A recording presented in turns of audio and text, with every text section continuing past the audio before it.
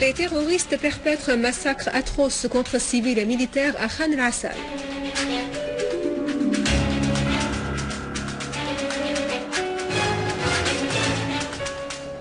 L'armée arabe syrienne poursuit la traque des terroristes là où ils se trouvent.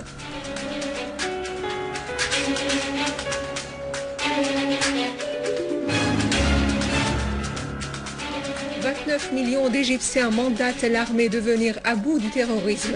Des dizaines de tués et de blessés dans des incidents causés par les frères musulmans arabes et al-Adawiya. » Et en Tunisie, funérailles nationales de l'opposant Mohamed Barahmi et 42 députés annoncent le retrait de l'Assemblée nationale constituante.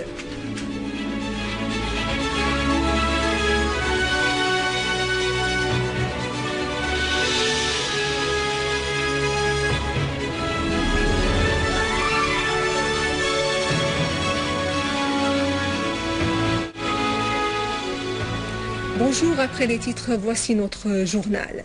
Les bandes terroristes armées ont commis un massacre atroce contre des habitants civils et des militaires dans la localité de Khan al-Assal, près d'Alep.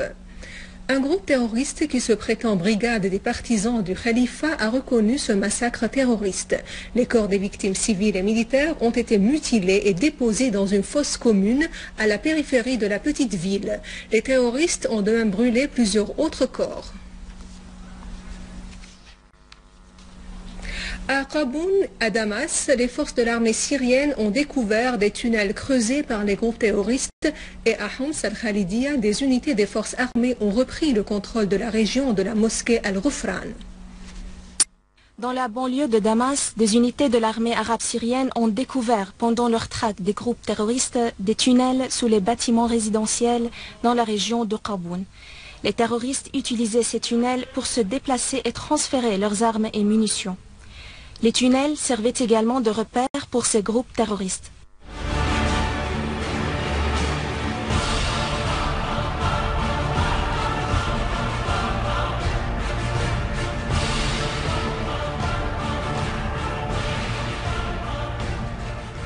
Et à Homs, les forces armées syriennes ont repris le contrôle de la région de la mosquée Al-Ghufran et du parc de Beit Ulu et ont abattu plusieurs terroristes qui s'étaient retranchés dans cette région. A signalé que les groupes terroristes avaient causé d'énormes dégâts, notamment dans la mosquée Al-Ghufran, avant d'en être chassés.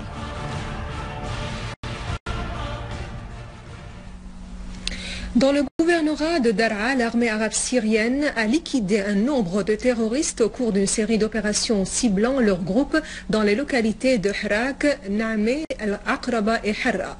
D'autre part, une unité de l'armée arabe syrienne a neutralisé un groupe terroriste sur la route d'Al-Ghariyat Saïda. Des unités de génie ont également démantelé 9 engins explosifs improvisés plantés par des terroristes sur la route reliant As-Sanamain à Qaïta. Dans le gouvernorat de Hama, une unité de nos forces armées s'est heurtée avec un groupe terroriste du front Al-Nusra dans la localité d'Al-Sermaniye dans la région d'Al-Ghab, liquidant grand nombre de terroristes et détruisant leurs armes et leurs munitions. Par ailleurs, des unités de l'armée ont tué sur la route Jib al-Ahmar, al-Sermaniya, plusieurs francs-tireurs qui ont à maintes reprises visé des civils.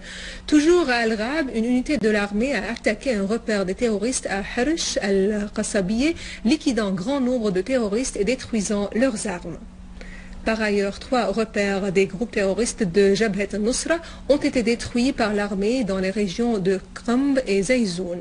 Les unités de l'armée ont en outre visé des repères des terroristes dans les localités de Saraqib, Ma'aret al-Maghara, dans la banlieue d'Idleb, liquidant grand nombre de terroristes du front al-Nusra.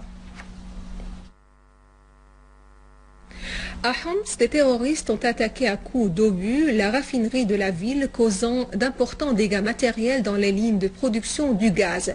Le directeur de la raffinerie, Akram Sultan, a affirmé que l'un des obus est tombé dans les réservoirs du gaz en endommageant un.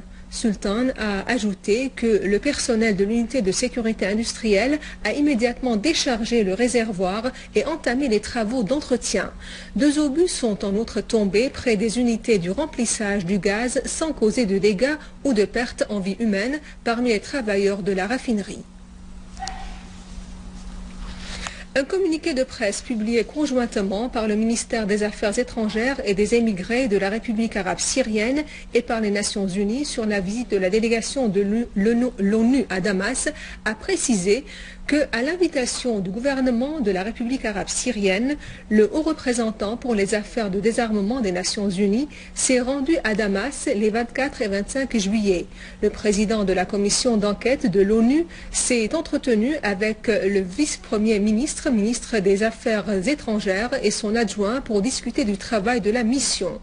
Les discussions ont été exhaustives et fructueuses et ont abouti à un accord sur les moyens de progresser dans cette mission.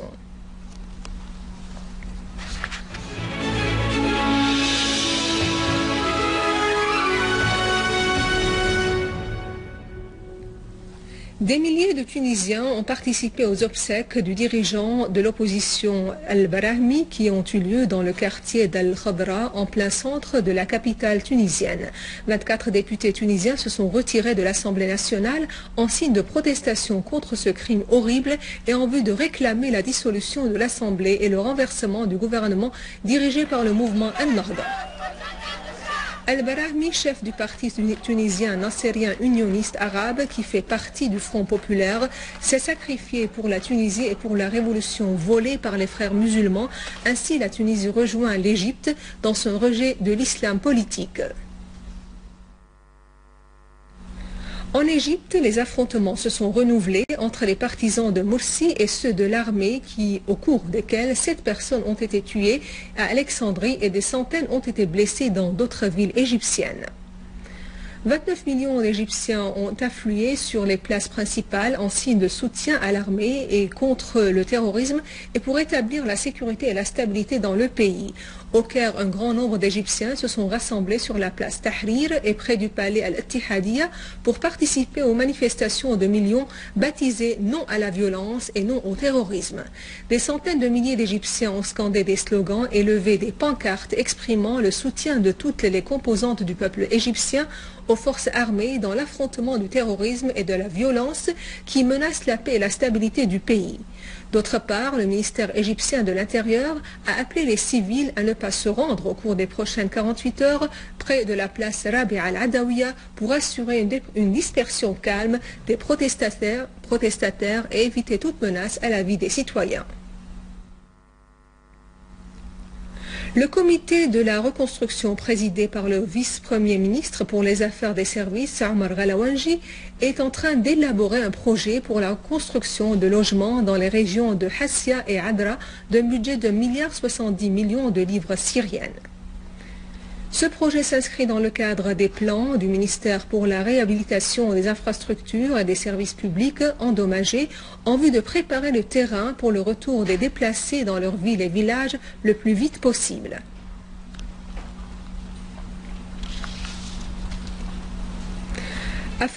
Avant de clore ce journal, voici un rappel des principaux titres. Les terroristes perpètrent un massacre atroce contre civils et militaires à Khan el-Assal.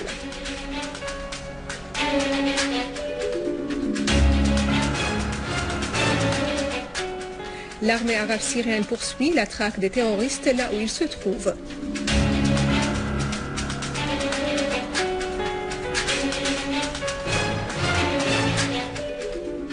29 millions d'Égyptiens mandatent l'armée de venir à bout du terrorisme.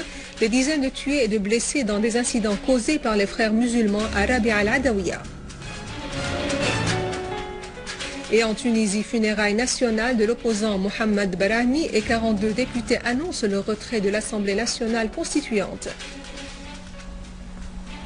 Ainsi s'achève notre journal, mais avant de vous quitter, je vous rappelle que vous pouvez revoir ce journal en consultant notre site internet syriaonline.sy.